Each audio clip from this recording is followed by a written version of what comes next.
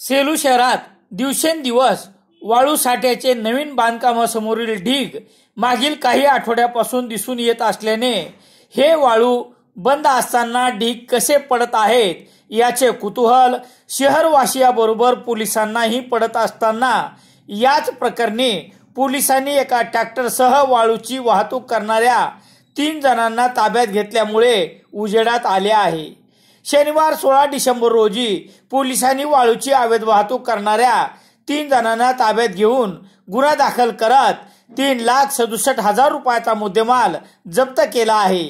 याबाबतची माहिती याप्रमाणे वालूर रस्त्यावर शनिवार 16 डिसेंबर रोजी पोलिसांना मिळालेल्या माहितीच्या आधारे या पथकाच्या दिशेने येणारे वाळू वाहतूक करणारे ट्रॅक्टर पकडण्यात आले।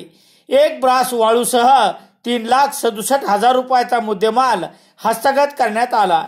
ट्रॅक्टर चालक उमेश नारायण शेवाळे राहणार राजवाडी, कुणाल जयस्वाल, नंदकिशोर जयस्वाल यांच्यावर वाळूच्या अवैध वाहतूक प्रकरणी पोलीस हवालदार सुरेश कुरे यांनी दिलेल्या फिर्यादीवरून गुन्हा दाखल करण्यात आला आहे। शहरात वाळूची अवैध वाहतूक करण्यासाठी वाळू तस्कर आगतिक झाले असून कारवाईला देखील सामोरे जात आहेत।